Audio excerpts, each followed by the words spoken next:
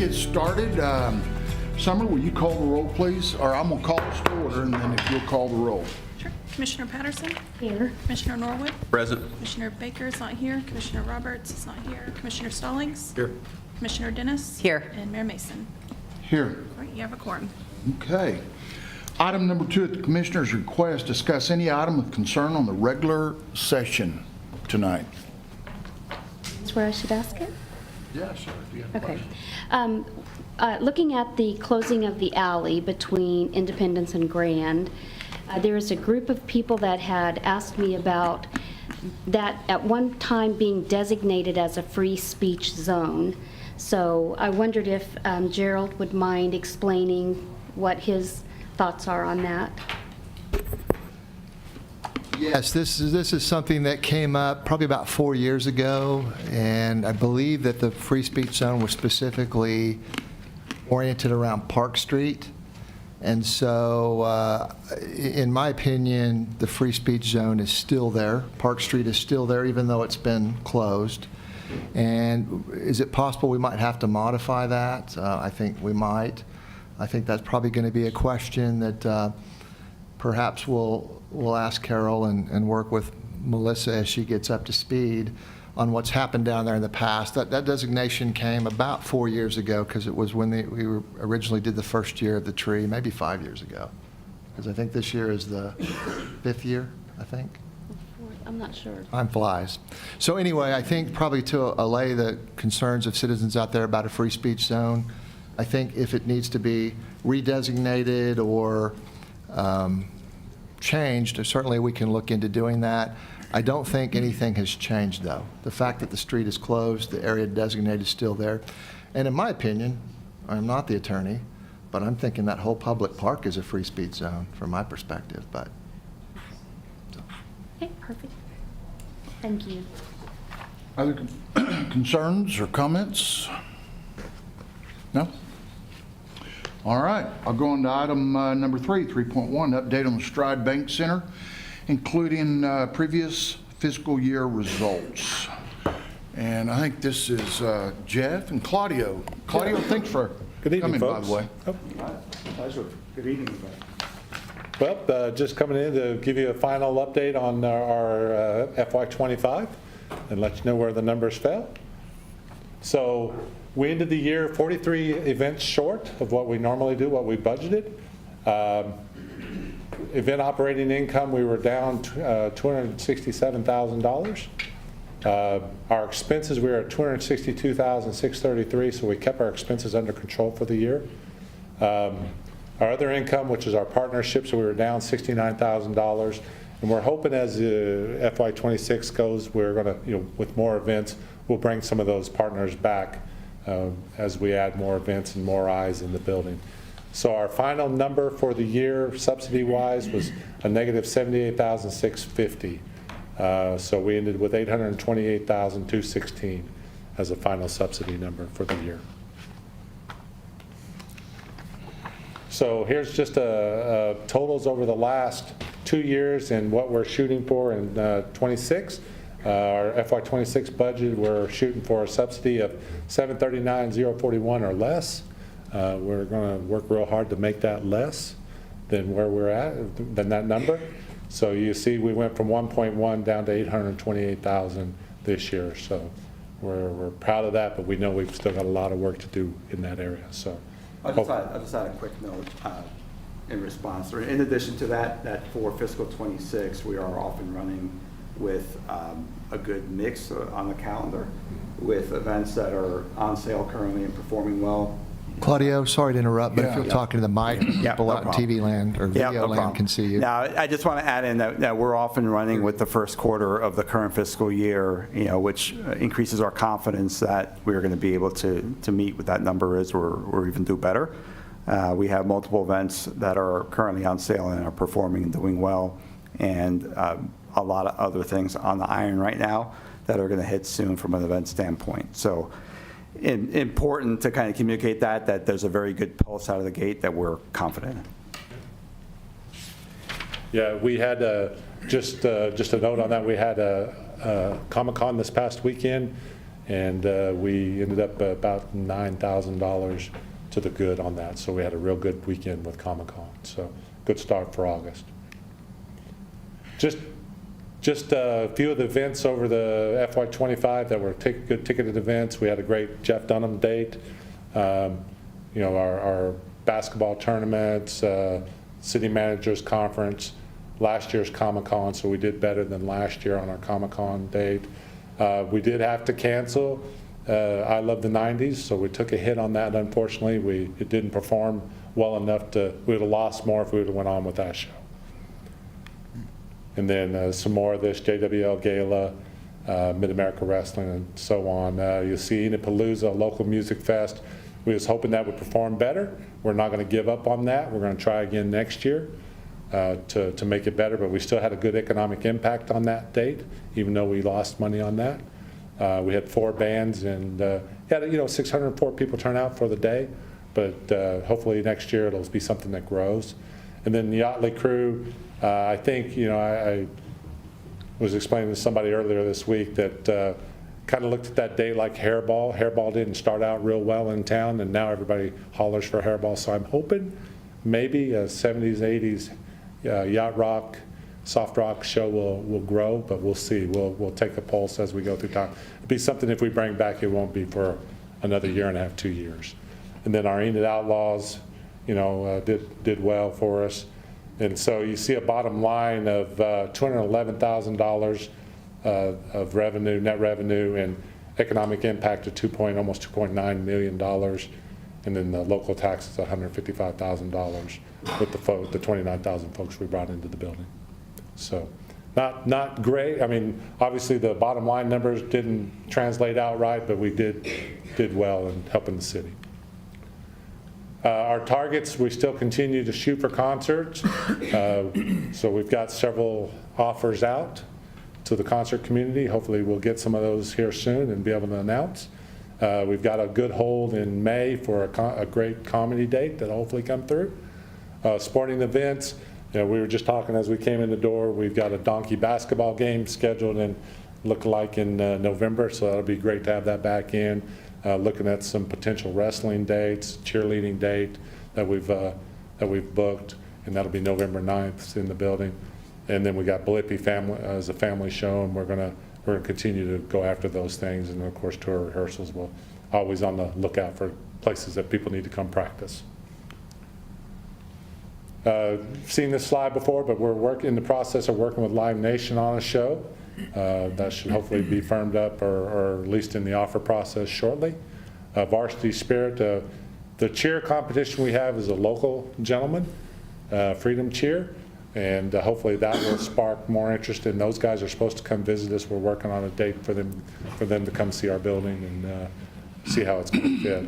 The comedy show I referenced is with Outback Presents, and we're still in the process of working with DCF, who is out of Oklahoma City, and then Icon for some shows as well. So hopefully we'll be hearing from those folks soon.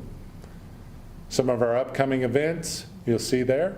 Hannah Dasher and Tennessee Jet, a couple of young up-and-coming country artists. The Zach Williams Show, which is a Christian act on October 1st. The Cheer, Blippi. And then we just last week announced a lecture series that we're excited about. Reed Timmer is going to come to town, and then in combination with our Odd Oklahoma event, the Haunted Objects lecture, anybody that's into true crime and serial killers and how those folks think and why we're so fascinated, that series or that lecture will be interesting. And then music buffs will hopefully love, if you're a Pink Floyd fan, this gentleman will come in and talk about how that album was made and what went into making that album happen. So that is February, March, May, and June on those dates. Some of our partnerships, we're still working on those top 3. Hopefully we'll hear from our national folks that we will be included with those guys, and we'll get some money from those entities as we go through time, and we're continuing to find more. I met with Claudio's director of marketing this past week and talked about some potential stuff. And then new local partners, Blue Peak, Culligan, and Coke have signed with us, so you'll see their signage up on the walls and TVs and our marquee. And we're continuing to try to grow those numbers so that we can bring that sponsorship dollars up. And then last Tuesday, we had a community forum, which really went a lot better than we expected. It was a great evening. We gave presentations on how we book shows and how we try to market shows and listen to the folks that were there. We had 6 people in attendance at the building and then 60 online. And we took a lot of good questions and a lot of good suggestions. Can't guarantee we'll go after all of them, but we're definitely going to try to see what we can fill using this list and several others that we got to help fill the calendar. And the fewer dark days, the better, and make money and make budget. So the fun part. Any questions?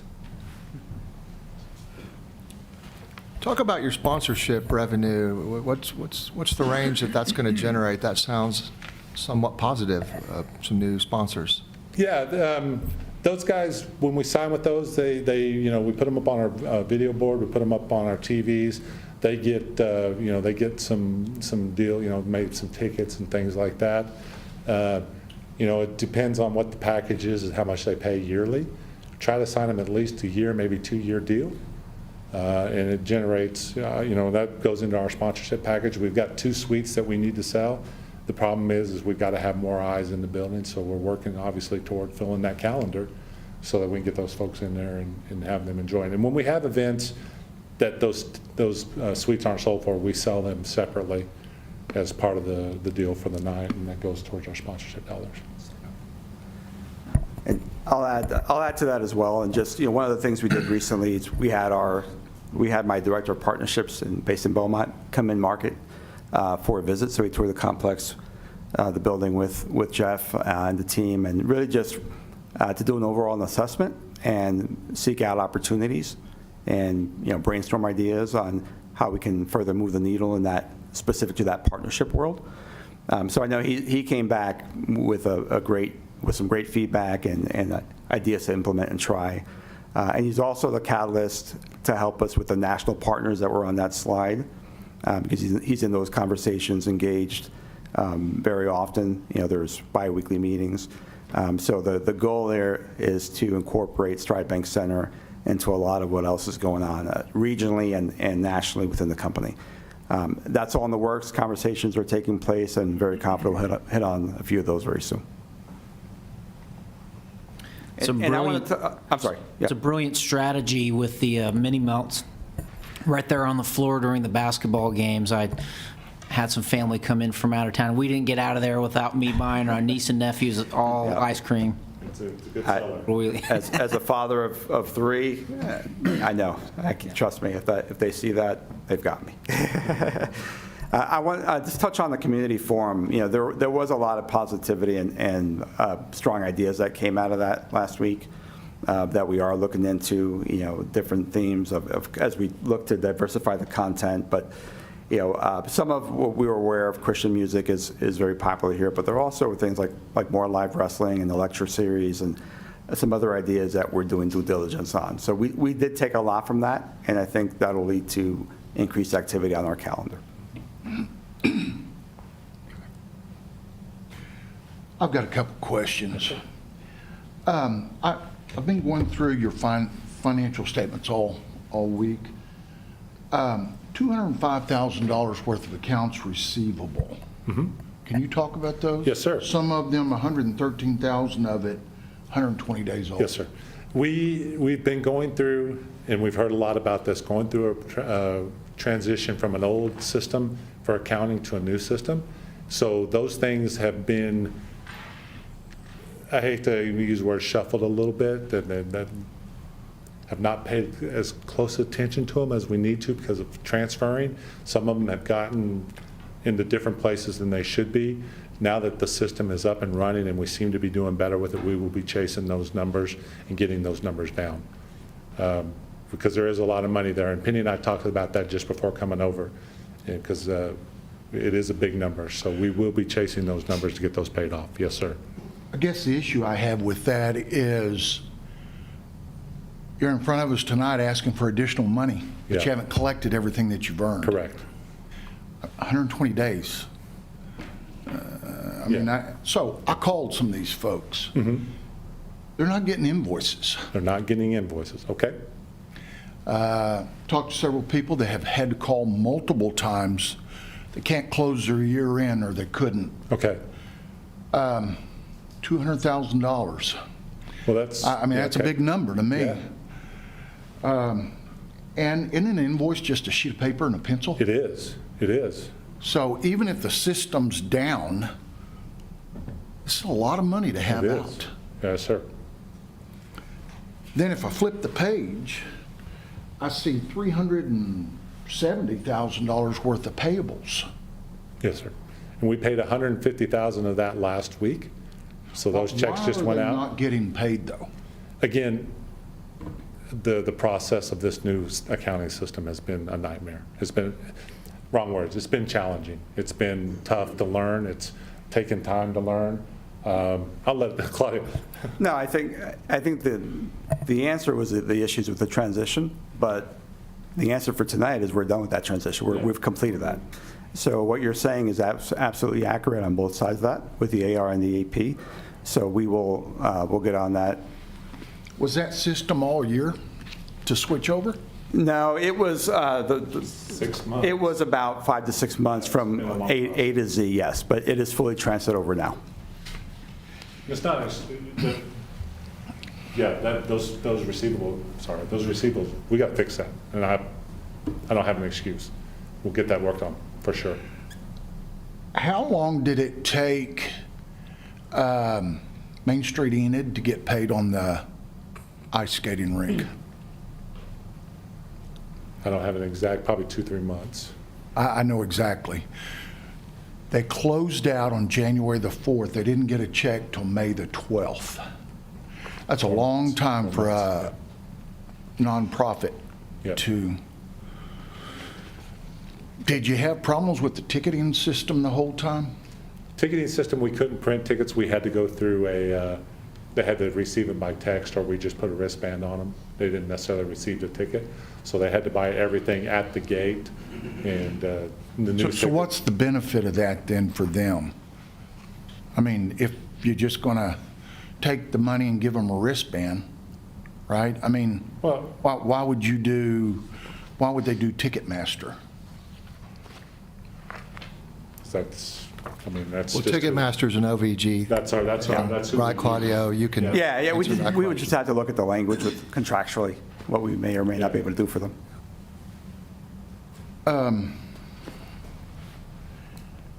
$5,000, almost $6,000 worth of travel expenses. Explain that to me. Where are we going that,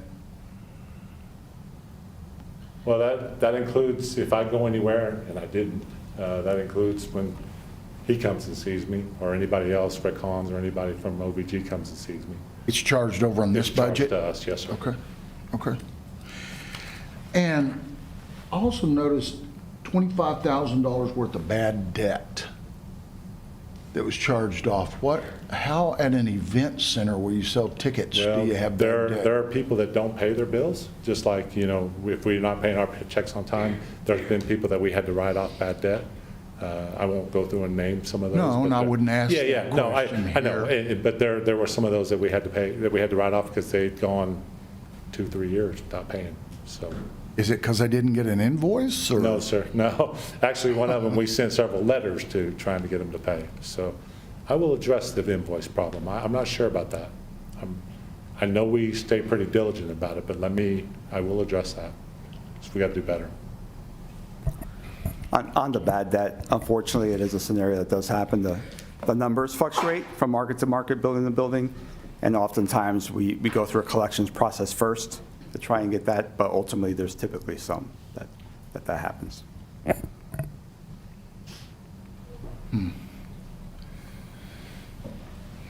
Also, and Claudio, this might be more of a question for you. From a meeting on Friday, talking about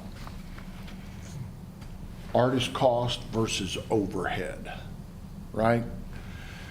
Where an artist cost, and the example I saw was $20,000, but the overhead was just right at $50,000 above and beyond that to put that on. What I did not know, and no one seemed to mention this during a contract negotiation, is that because OVG has signed an agreement with the unions, we have to hire union people to put a stage together and to do production. $50 an hour to come from Oklahoma City, and I mean, why is that our burden, I guess, is what I'm getting at, when we've got people that work all day long for $18 an hour? Sure. We didn't sign that agreement. Yeah, as far as the union labor, that scenario, fluctuates as well, market to market. I haven't seen the contract here, so I could dig in. I do know from an industry standpoint, when you're talking to concerts specifically, that the consensus is that the labor is stronger, in that when you get into the world of rigging, sound and lights. So that from a tour perspective, that's what the expectation is, and they're often asking who the unions are that you're working with. Production, the actual equipment itself, the sound lighting, that will fluctuate. That, is a combination of local vendors, national vendors. Sometimes the artists do travel with their own. If they don't, then it's typically, secured locally and an additional expense to the artist's guarantee. There's more flexibility there on securing that equipment. The labor is really meant, the concern is to have strong, adequate, riggers and stagehands that are knowledgeable in that world. Hey, just when I looked at that spreadsheet, $20,000 for an artist, but we have to sell 1,945 tickets to break even. Then I look back, if you look back on this deal you just gave me, I can show you one scenario where we sold that many tickets. So I'm just sitting there going, it doesn't look good to me. And as a business person, and I look at that stuff, I think it's overhead. I'm convinced it's overhead. Then whenever I see stuff where we're not collecting the dollars that we owe, or that's due us, I tell you, I'm just having a hard time continuing like we are. And I mentioned that to you last time. But then I see this report right here, $200,000 left out there. I don't have a lot of sympathy for continuing to subsidize that above and beyond. It seems like that $78,000 might be yours to pay. Yeah, I understand, and I agree with what you're saying on the AR and the AP, and I will make myself personally involved as well with that situation to make sure it's rectified. As far as the overhead, yeah, that's the battle when you're evaluating whether to proceed on the show. It's all in what the costs are going to be, the guarantee for the artist, but how much you're spending in marketing, the labor, production, and then there's the other side from the revenue equation. What will that show bring in from a ticket sales, but also concession standpoint, sponsorships? It all gets rolled into that, when we decide whether or not it's an event we want to take a shot at. Okay. Well, I won't sit up here and talk for everybody on the commission, but I have talked to every single one of them. Not pleased. Not pleased. So I don't know how many times I have to say this before we have to go a different direction, but not pleased. I mean, I'd be embarrassed to bring that right there. So anyway, just want you to know how I feel. I just don't want you to be surprised on anything. Okay? We understand we have work to do, and we'll get on it. Very good. All right. I have a question, Mayor. Yes, sir. What is our contractor relationship with them at this point? We signed a 3-year contract, but we can break that at any time. We can, We can break that at any without a time. big penalty? We would have to pay $250,000 they put towards the scoreboards. We would have to prorate that out and pay our part.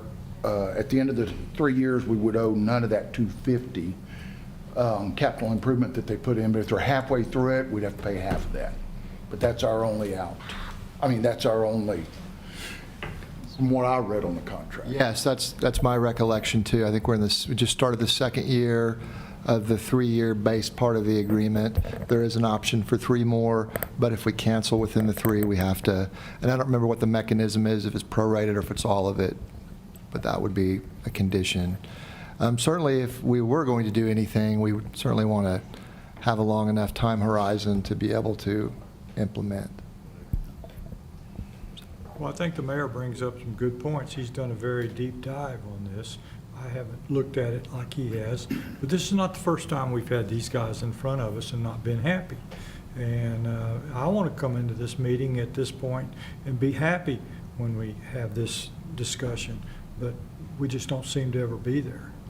I don't know whether, maybe there's not anybody that could make us happy. Maybe there's no firm that could do a better job and make us happy, but this is not any fun. I think it's reasonable that we can do better, and I think that they're committed to doing that, but it's time to show the results, so that, as you say, that I think we're running out of runway, is what I'm telling you. My patience are about this long right now. And I don't know any other way than that. You know, Jeff, you and I talked 2 years ago when we were, or a year and a half ago when we were starting this new contract, a year ago, about how I thought we needed some different genres. And today you're working on that.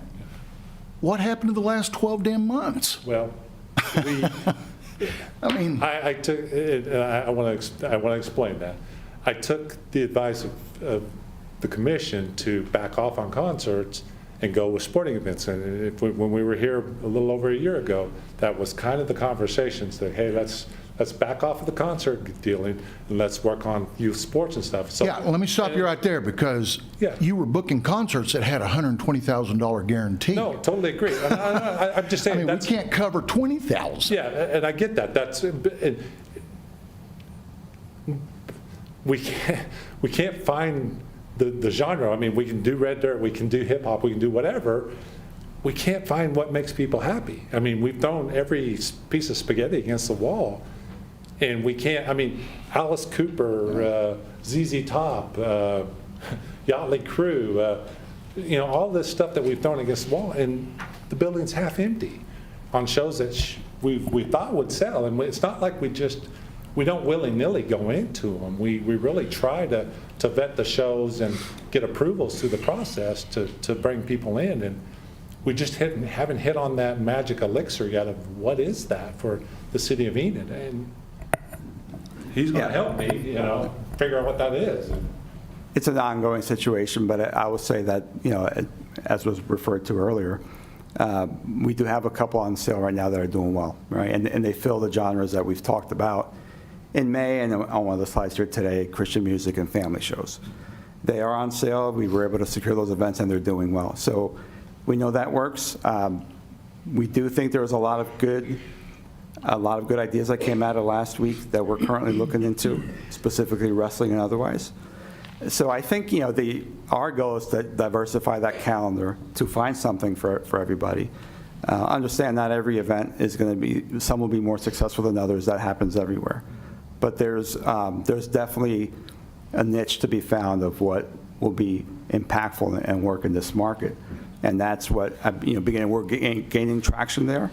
I think we're launching this current fiscal year in a very good way. I did talk to that Comic-Con promoter because I've known him for years. He's in Beaumont as well, and he was thrilled with the numbers being substantially higher this year.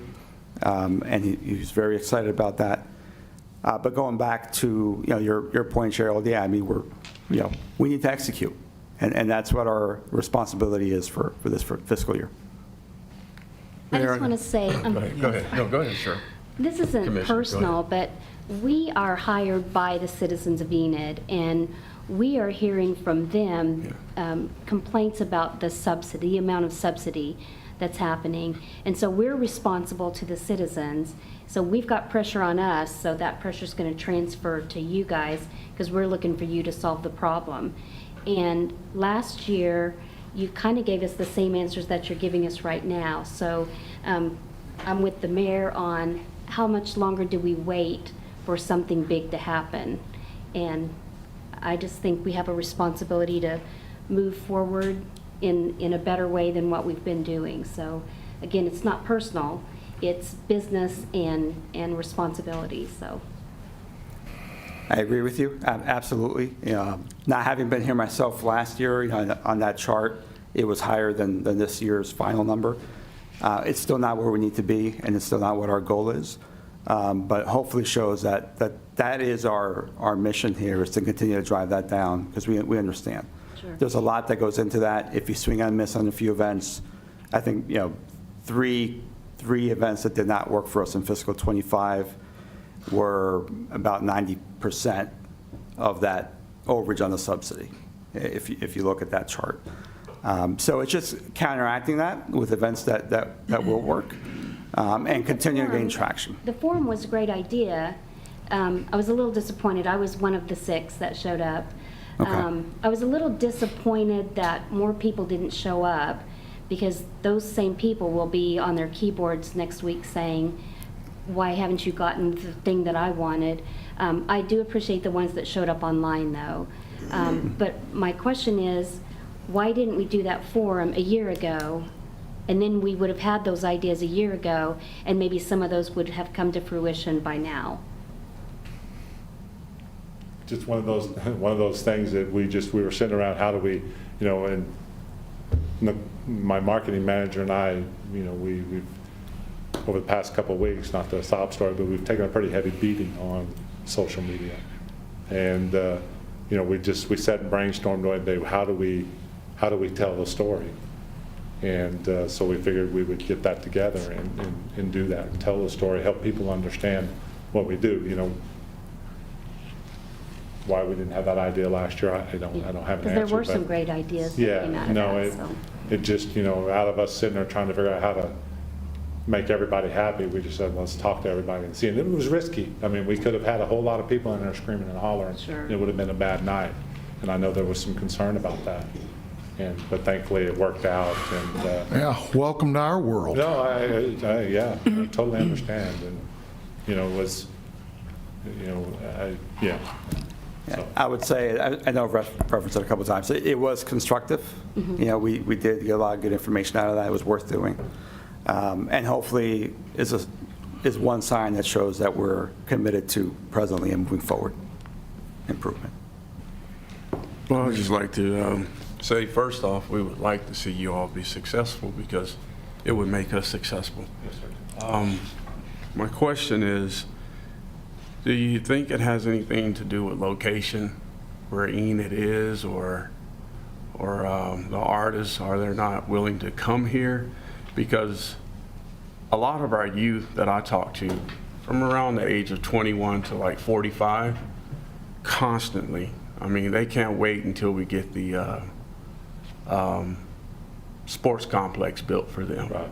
I mean, the different things that we're working on right now for our youth, they're like, we see the building set idle so much, we want something.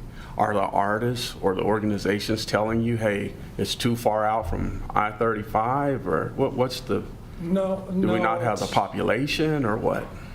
There are sometimes seat issues. I mean, I've had an artist say, I don't want to play there because it's not enough seats, or I've had Nico Moon say it's too big, which is weird. It's like I can scale the room down. Even in an 800-seat or 1,200-seat ballroom, he didn't want to play it. He wanted to be more in the club. So there are those restrictions. It's just finding the right show to take the risk on.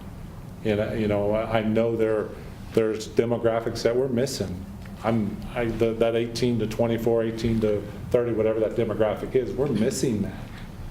And it's just, taking the risk. And some of these acts, the name Nelly comes up a lot, and I would love to bring Nelly to town, but it's a $125,000 offer in risk to take on a genre that I don't know if it's proven itself. And we've got to have the guts to take that risk and be ready. And it's the risk involved. It's not location necessarily. There are challenges with that, but that's not the excuse. And I was just going to add to that, yeah, there are some challenges, but the ones I'm going to reference aren't unique to Enid. You know, there's just a lot of competition in the space. There are casinos or other venues, small to large.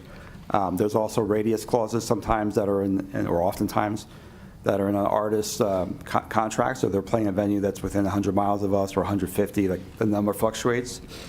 In those scenarios, Enid or insert other market here will get squeezed out. That does happen, but all the more reason is just to continue to evaluate what those opportunities are, diversify the calendar so you're trying to attract different type of events. You do that often enough and strategically enough, you're going to get some opportunities, and we feel like we're, present budget, we're doing that. We've got some that are live, open and out now, and we have others that are close to being confirmed as well, that we feel will be successful. So what you said is true, but it's not a situation where the market's blacklisted for whatever the reasons are from an artist. It's just a lot of competition, radius clauses, and other factors that go into, this industry. You've answered my second question just in that one. My last question, the third question is, have you all, as far as like marketing, have you all ever vetted or went out on social media to do like a survey with, a certain population of our youth from a certain age group and see exactly what it is that they would like to have here in Enid for entertainment purposes or quality of life? We've never targeted that specifically.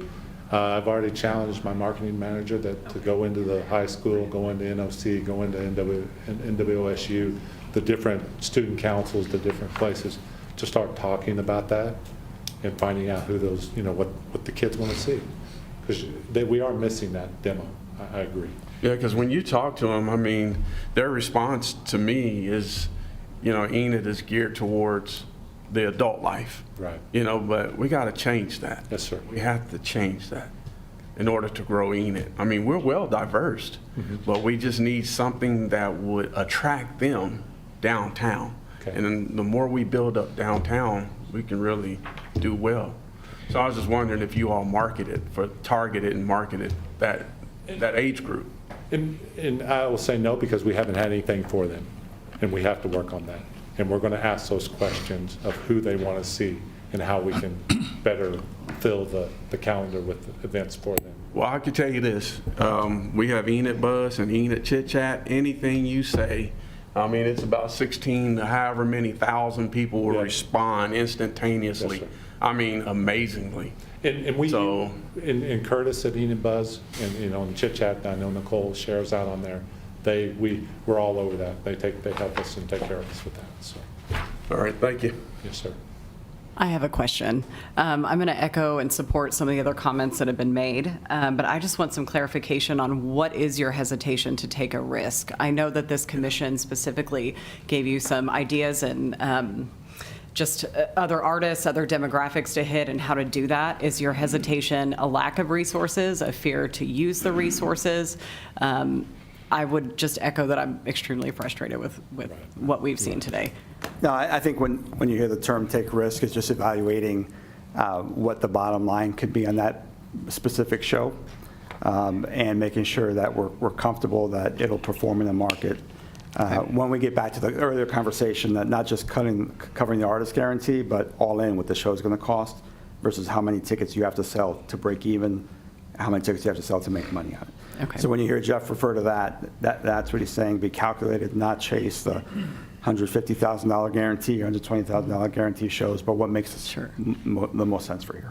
Which is huge, but I would say that your financials are not great right now, so what is there to lose at this point, would be my Well, in comment. all fairness, I remember being here last year, and in my opinion, what we were saying is, don't take such a big risk with those big artists. Am I wrong on that? No, I was new, agree. so- I don't think we have the track record to turn someone loose with a $125,000 guarantee. I do not. And to answer your question, Commissioner, geographically, I know a guy, talked to a guy through the mayor up in Alva that has a 1,000-seat facility. He sold out the Eli Young Band in 3 days. and I'm not going to say for how much, but it was very much in that range. So I called him back. I said, who sets up your stage? Who does all? We do. So he has a 1,000-seat facility paying more than we are on, and I'm not going to say because you haven't announced it, but that concert we've been talking about, we have to sell 1,945 tickets. He sold 1,000 and is in the black. And that's the difference, you know. Unfortunately, we have to bring in production. We have to bring in those stagehands, that overhead. But you know, we you go to don't. the, yeah. I mean, that's what I'm saying. Well, we're going to have to start looking at some of this because we can't continue to just subsidize because y'all signed a contract with the union. I mean, that's. Can you see my concern on this? I see your concern, absolutely. And let me say one more thing on this. I think if we're not careful, why are they showing up in Alva? Because they're a college town, so are we. We have two colleges. We have a high school that's how many times larger than they do in Alva. So I hear people all the time go, I didn't know they were having a concert down there. Right? And if I heard that once, I'd go, I mean, I can't tell you how many times I hear that. So I just sit there and think, maybe at some point, have we painted the picture that it's a failure and they're not going to come to it? You see what I'm saying? Whereas they'll drive to Alva, Oklahoma, to go to a concert, but they won't come to Enid to one.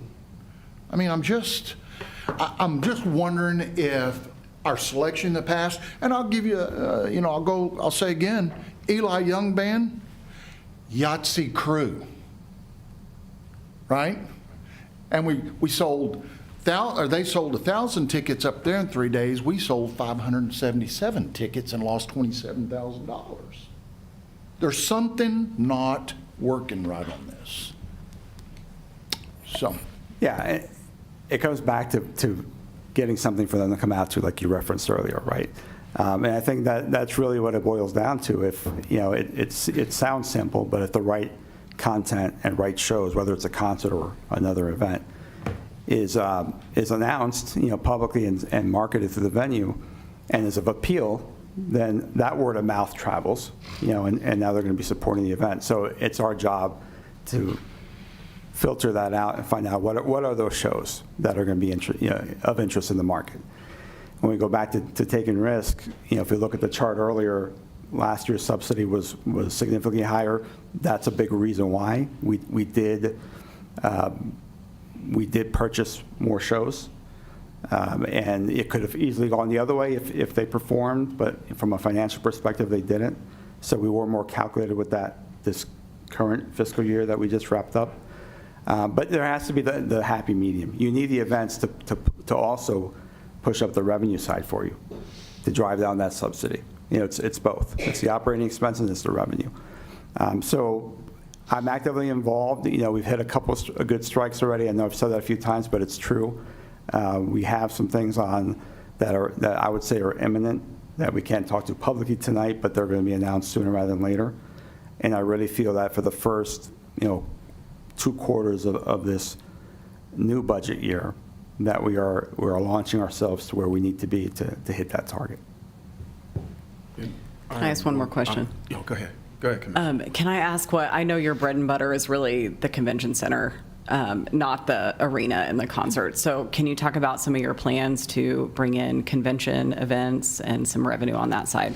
Well, my buddy sitting back here over my left shoulder is fully involved in that and trying to bring some more stuff to us. You know, we've got the falconry folks coming later, you know, in fiscal 26. You know, we're trying to market the building as best we can, get the word out. You know, we see it driving around on the bus. We're on the radio talking about, hey, we're here for you, trying to find as many events as we can put in there. The lecture series, you know, we're trying to fill up those dark days with as much content and money as we can, you know, to like you say, it's not that the convention center is our bread and butter. Right. So anybody that wants to come see us, we'll take them in, I'd love to have some quinceañeras. I'd love to have all that stuff in there. 'Cause those things make good money. So anybody watching, if you need a party, we're there. We're ready to take care of you. So, we're throwing everything, again, throwing everything against the wall.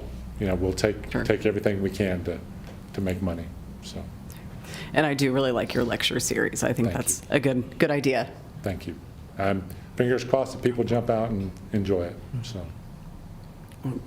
Last thing I'd like to ask you, have you all ever reached out to our city manager, to Gerald, and say, hey, man, I'm kind of, snowballed here, or I'm under a lot of pressure? I mean, is that legal to where you could say, hey, is there any type of resources you can help me with to overcome the hump?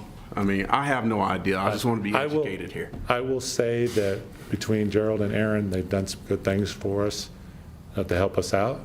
Aaron found a way to get utilities paid for us. That's something that's been there available for us all along and got us activated, so we're either paying less or no utility cost.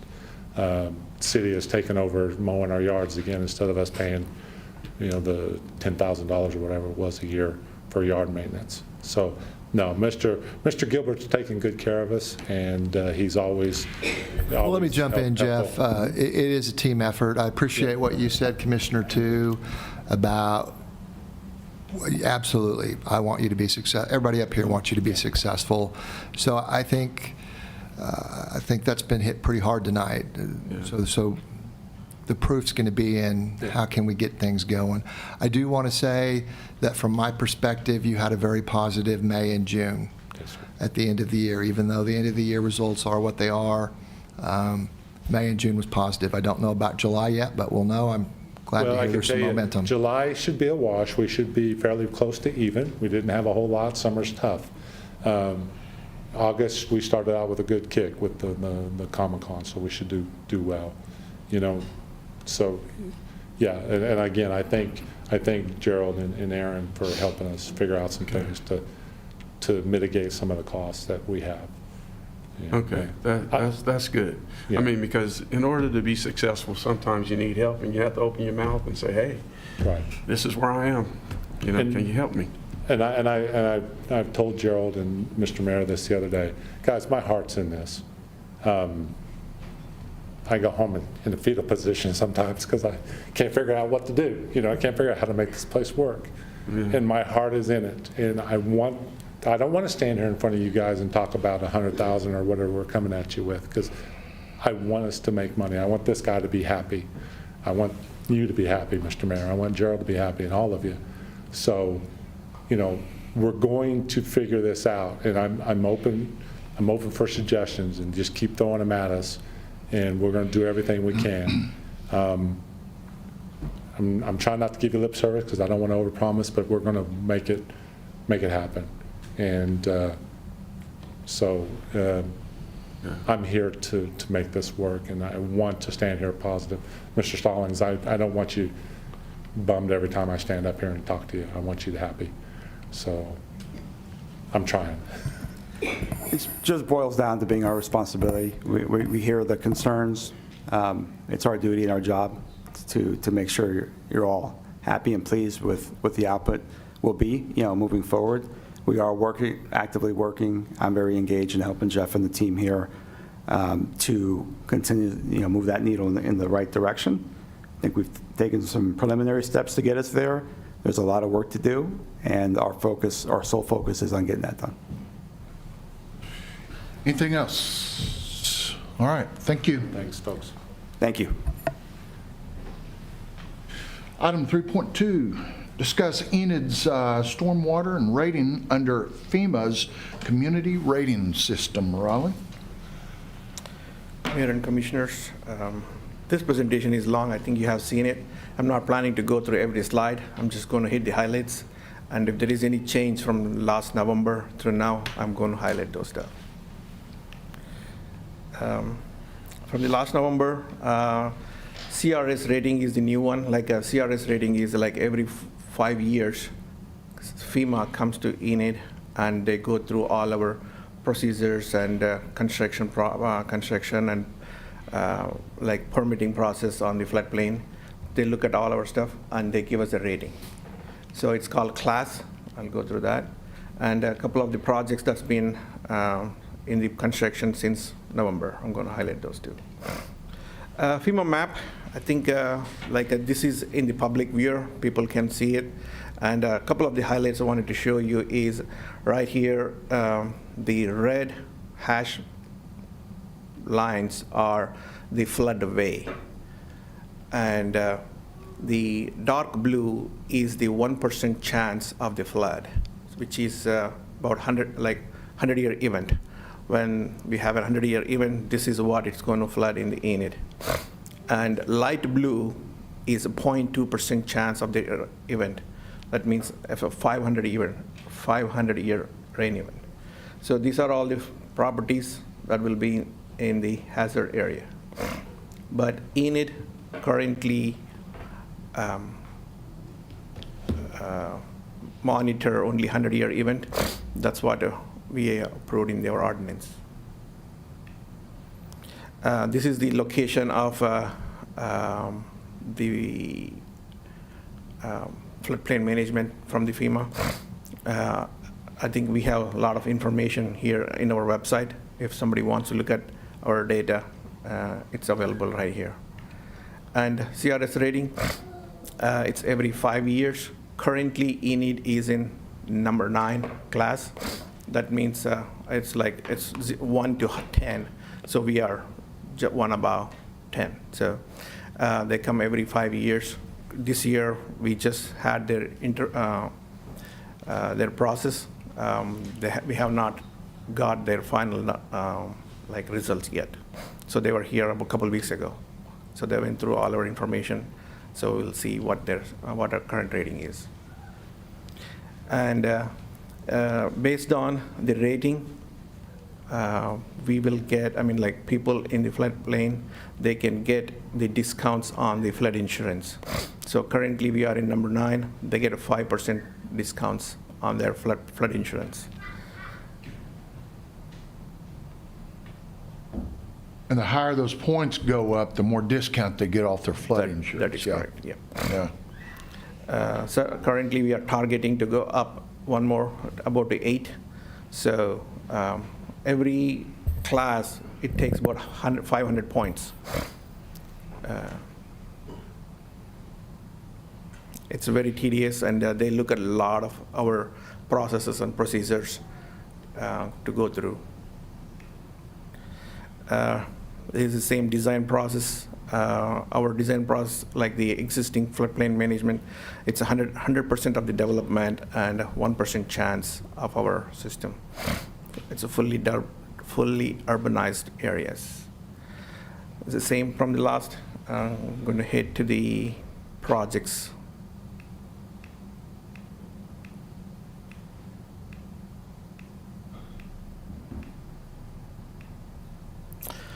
This is the project currently under construction. So we have a notice to proceed, Waller Detention Pond. We had a pre-construction meeting last week, and the contractor is going to start construction September 8th. That's the only, Well, doing this detention pond, will that go towards helping our rating? Because we have an additional detention pond, is that something that raises that score or no? This will be added benefit to our the flood protection area. So currently, if you see, there is a drainage channel from here, not channel, or pipe, from Waller, behind the Waller School, that is undersized. So adding this detention pond, it's going to take the load off of that line. To your question about is it going to increase our rating? The rating is mainly on the maintenance side of it. So how well we maintain all our infrastructure, what are the improvements we are doing on the channels. So yes, it is also part of that, yes. Okay. I think that's basically on this presentation. If anything else, if you have specific questions, I can hit. We are doing a few things, though, that will help bring that score up. Definitely. Okay. Definitely. I think after this presentation, I'm going to add another one. That is one. Currently, I can jump onto that one. On our ordinance, I'll hit that presentation. I think I'll finish this one and hit that We presentation. want to just move to the next item. He's going to the next item on the study session agenda. Oh, okay. Oh, I need to read it, don't I? You're going to the floodplain ordinance? Yes, sir. item? Okay. 3.2, discuss Enid stormwater system and rating. 3.3. 3.3. I knew that, but thanks. 3.3, discuss updates to the city's floodplain ordinance, which includes equipment and a 1-foot freeboard? Yes, sir. Okay. Right. So this is one of the requirement that is required to up into number 8. So the floodplain, Title 13 on flood control, and Chapter 1 flood damage prevention, and the number 6 chapter. Currently, our ordinance only address the buildings. So this requires anything like in that area, it needs to be even. Oh, sorry, go back. Yeah, like we have to maintain the mechanical and equipment part of that. So that we have not addressed in the past, we have to add that to qualify to get to number 8. So this ordinance only adds a couple of the changes, mechanical and equipment, to add to the freeboard. So if we can, I'm bringing this to your attention, if there is any questions on this ordinance changes, we can address that. If not, I will bring back to the next commission meeting for the approval. Once that is approved, we will add a few more points to our CRS rating. Now, what we're adding won't be evaluated for 5 years, right? Or We can do a midterm. Okay. So we can add more, like, additional points, so we can come back and. And when do you think the CRS people have already been here recently? Right. How long before they tell us what our new rating is, or if we're still a 9 or an 8, or I mean, do we know? Or they have a number of people reduced in their department too. So we do not know when can we so hear it could back. be months or months, or but when it does, we'll notify the commission. I don't know if we have a requirement to notify people or not in the floodplain area. Right. But I do know there is one question I thought I would get out for Commissioner Roberts, who wasn't able to be here right now. Morali, you already know the answer to this one because you just explained it. But with the Texas floods, there's obviously concern and awareness about how water can be very dangerous, can rise quickly. So that she had questions about our model, and I think your answer is our model is graphically depicted there for 100 years and 500 years. Yep, I think I'll ask Ken to open the GIS. So it is currently on the city website, if anybody wants to look at that website. So if you go to the city website and look for I want to view maps, under view maps, you can see watts and floodplain. If you click that, it will go to the map.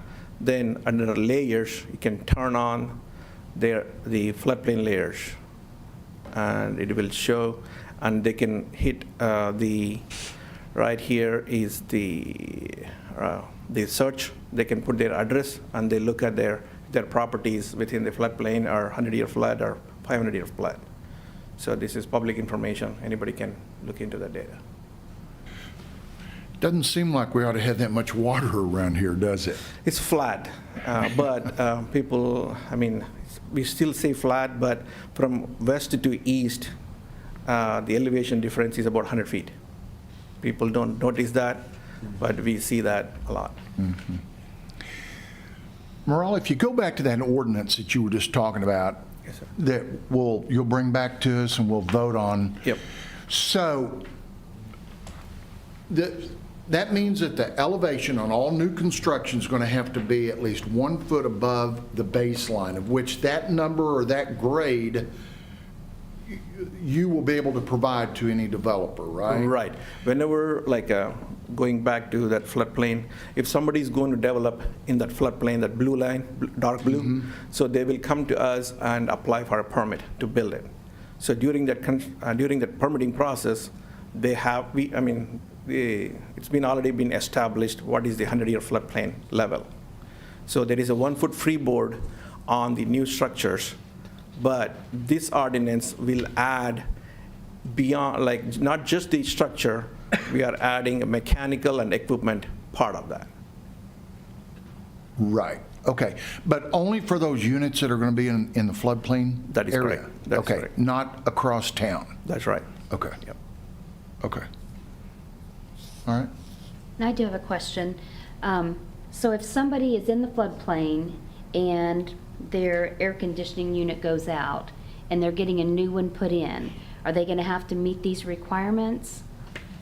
Or is That- this brand-new construction? That is correct. Like anybody who is going to request for a permit, yes.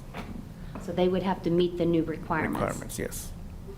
That sure adds to And the cost, also, so. it is, the way how we look at that permitting is like, if anything, like 50% or higher value of the property. If somebody comes in, just change that, like you mentioned, like AC unit, that's not a 50% of the whole development of the house. Okay. So, we don't consider that as one. So does that mean the answer is on an AC unit, if it's less than 50% of the value of the whole structure, it would not require it to be a foot above? Yeah. Yeah. Okay.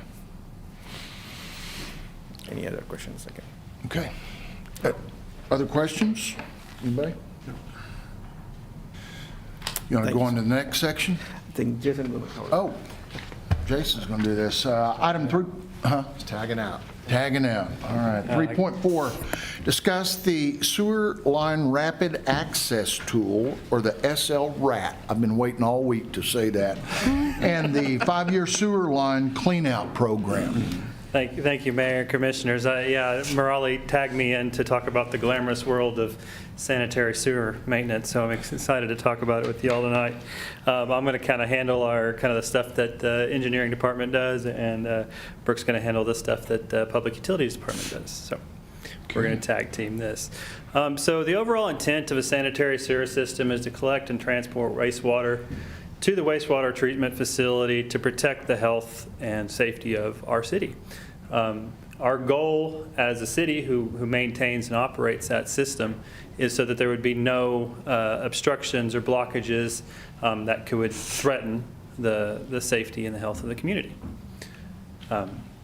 Our sanitary sewer maintenance program is very robust, and it's something we're pretty proud of. It's something that obviously was established long before I was here, and so I just kind of kept the torch going. But it involves several different elements: cleaning, flow monitoring, smoke testing, video inspection, the sewer line rapid assessment tool, your SLRAT, root control, and point repairs. The existing sanitary sewer sanitary sewer system across town consists of, I thought it was 327. It's still 327. Okay. It's 298 on today's presentation. And it consists of, I do know that number's right, 5,258 manholes across town. So, so if you think about that, it's back and forth to Tulsa just in the sewer line. So. Yearly, we do about $900,000 in budgets or in contracts through the capital improvement program, which those include the video inspection, point repairs, root control, and smoke testing. The Public Utilities Department, they handle just kind of the day-to-day operations through flow monitoring, the SLRAT, and cleaning. Part of our program is the in-house maintenance program, and that consists of the 5-year sewer cleaning program. The mission of that is to make sure every Hey, sewer... Brooke, go ahead and pull the... Okay. Yeah, thanks. Sorry, tall guy, short guy.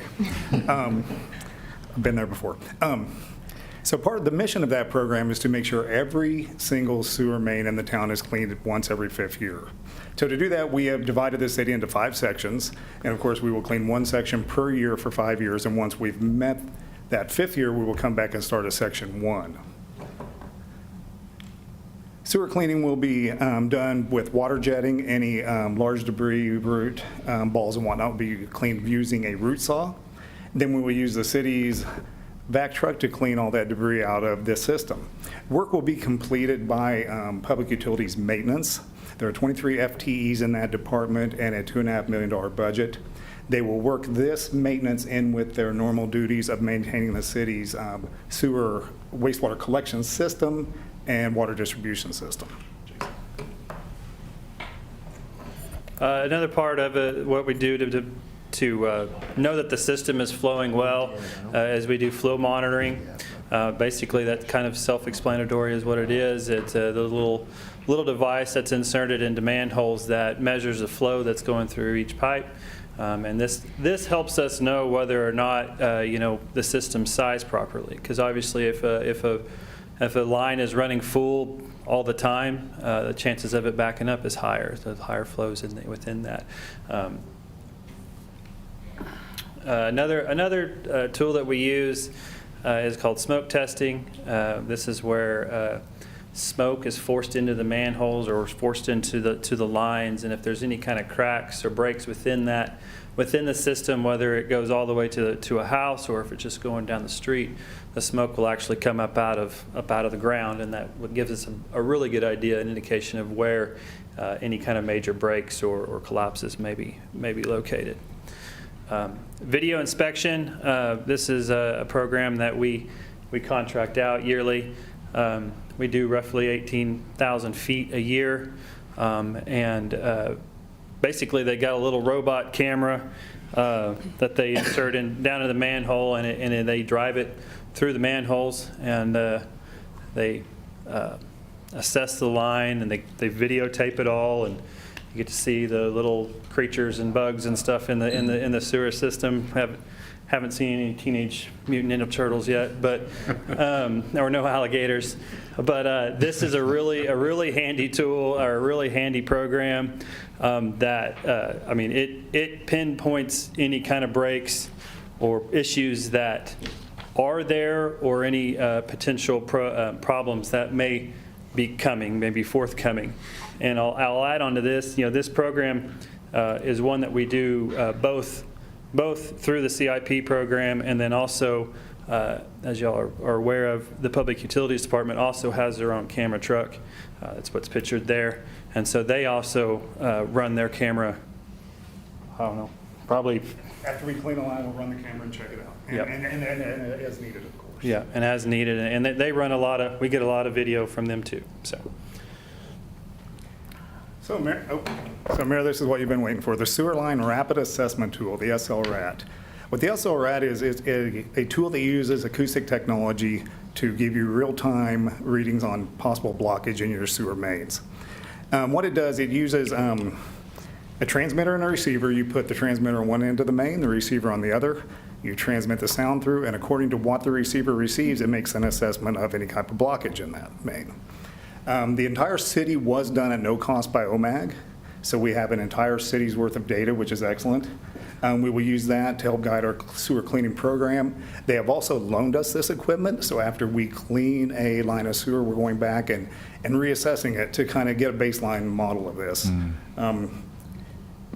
We think it's a good program. It's definitely a good tool, and it didn't cost us anything, so it's worth putting into our program. Jason, we also seems like not too long ago, we bought a new vac truck, didn't we? Yes, sir. Yeah. Yeah. Has that come in yet? Or? It's been ordered. It is being built, and it should arrive in November. November, okay. We currently have two vac trucks. One will be retired when the new one arrives. It's pretty long in the tooth, and the other is working well. Okay, thank you. Another program that's done through the CIP budget is the root control program. And what the root control program does is a contractor comes in and basically applies a chemical that kills the root to any root that is penetrated into the sewer system. We do about 100,000 feet a year through this program, and we just recently met with the company that does this for us almost every year. But they gave us some statistics that they've gathered over the years, because they've actually done it for the last 21 years. And so they've treated over 2.1 million feet of pipe. That's over 9,135 segments, so manhole to manhole of sewer line. I mentioned that they've done it for 21 years, and they have a 98.63 success rate. And what that refers to is basically on any line that they treat, 98% of the time, we don't have to call them and say, hey, this line's got roots in it again. You need to come back and do that, because it happens, but 98% of the time it doesn't. So as I mentioned, it's broken out. It's kind of hard to see on this map because that's a lot of years worth of data piled up on itself.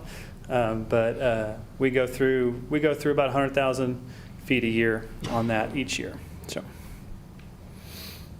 And then kind of the big program that we do annually is the point repair program for the sanitary sewer system. Typically that's somewhere, each point is identified through one of our various methods, whether it's videos, whether it's the public utilities cleaning. They'll get into something and say, hey, we got a problem here, and that's where this program comes into play. Smoke testing, the SL-RED, all of those are combined to where that we go in and not just fix things that are broken. This is a time when we go in and fix things that can be a problem, or there's a large crack that hasn't fully cracked all the way through yet. This is a chance for us to go in there and fix it before it causes a backup or a problem, a large-scale problem in a neighborhood. I think I mentioned, I don't remember if I did or not, but we typically do about 50 locations a year is how many we get through those each year. As I mentioned earlier, public utilities and engineering's goal through the sewer maintenance program and 5-year program, the SL-RAT, and all the tools that we have, we don't want backups. It's not good for anybody, and they typically always happen at bad times. So it's something that we take very seriously, and it's something that we want to handle as common practice. The maintenance of our system is common practice. So just wanted to share that with y'all this week. All right. Any questions or comments? Anybody? That's very interesting. Because of some other property, I've seen y'all do a bunch of this, and it's pretty amazing. I didn't know about the smoke test, but that's very interesting. So anyway, with all that being said, thank you for what you do. That's very important, and keep it all going downhill, huh? Right? Just to add, the amount of the impact on all these programs. About 20 years ago, our sewer, what we are collecting at the sewer plant is about 10.5 million gallons a day on a daily average flow. Today, it's about 8.5. That means almost we fix that many leaking joint pipes, so which is good. So whatever we invested on our infrastructure, it is paying off, because we are not treating that much, 2 million gallons of water every day. That is an added benefit. Yeah. And the city's grown since then. Right. So it could actually be more than that. Yeah. Yeah. Very good. Very good. Anybody? No?